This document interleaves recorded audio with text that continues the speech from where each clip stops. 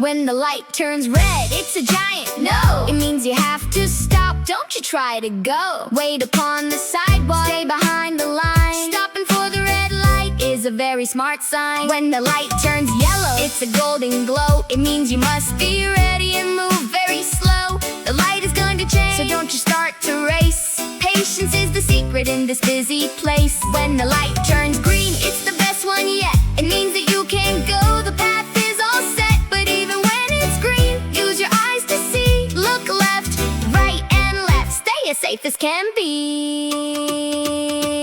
Oh, the traffic light has a job to do. It shines its colors for me and you. Red, yellow, green, standing tall and bright. Follow the rules of the traffic light.